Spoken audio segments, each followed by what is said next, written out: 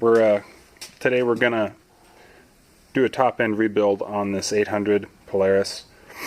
It's burning some oil, and this will be the second time the top end's been rebuilt. It's got about 1,350 hours on it now. And I don't know why this time it started burning oil again. I don't see much evidence of dirt in the intake. Let's see if we can get some light in here. Pretty tough to see, but I don't see anything in there. And not a whole lot in here either.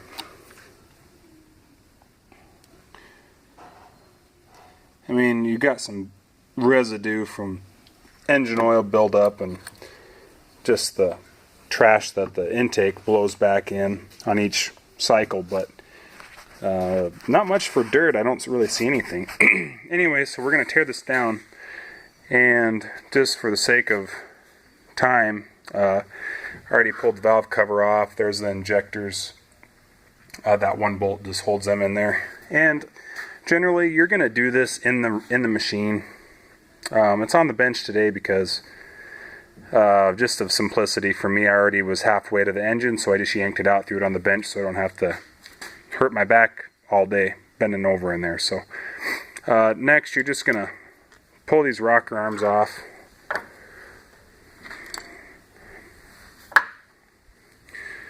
Don't worry about the order. It doesn't matter. This is a hydraulic valve train.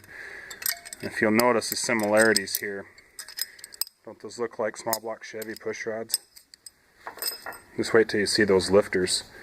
They will look exactly like a Chevy lifter if you've never seen one. Doing this one-handed here, so I'm kind of tied up. But as far as taking the head bolts out, there's 6 of them. 1, 2, 3, 4, 5, 6. Just zip them out. Start on the outsides, work towards the middle.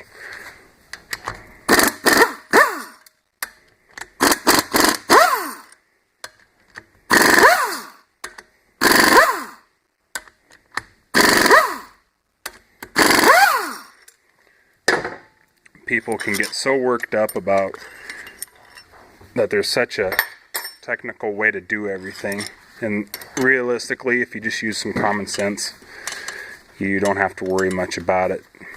When you're going back together, it becomes a little more critical, but when you're coming apart, just do what makes some sense, but don't get too carried away.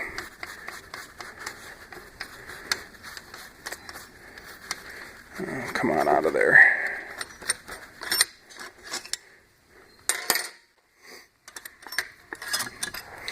You notice how I did not take off the exhaust manifold, just leave that on there. You don't even need to take this intake manifold off, but I did just because I wanted to take a look and see what this was like. I mean, you can see even the spark plugs are still in. Leave your thermostat housing on also. I'm going to go ahead and pull this off.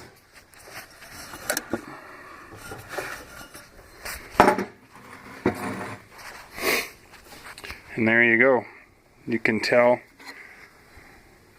Look at that carbon buildup in there. It's been burning oil.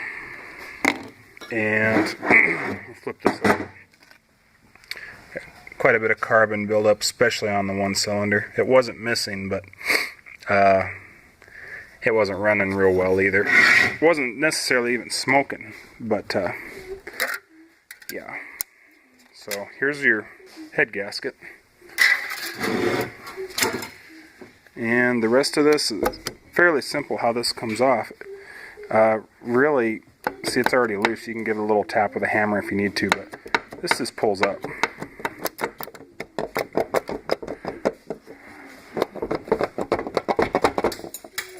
It's a little easier to do with 2 hands.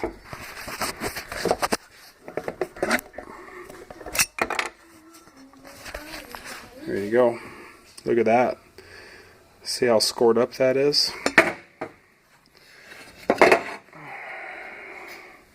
That's scored, and that is scored. These are not reusable parts. You'll notice how the back side is not scored. The back side of these pistons are not scored.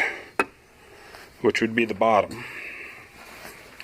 Reason is this engine, unbeknownst to the driver, ran low on oil, and when they run low on oil, scuffed pistons are the first things that you're going to have a problem with. You run them on oil long enough, you're going to start taking out rods. We're going to check the rods for tightness. You just pull up and down, straight up and down. If you've got any wiggle up and down, you have a rod bearing problem. We do not. And then these clips here, there's some little pry notches. You'll take a little seal pick, pry that out. The pin will come out this way on both of them, go out both sides. Your pistons will slide right off. So I'm going to go ahead and do that, get ready to go back together, and we'll shoot some more video.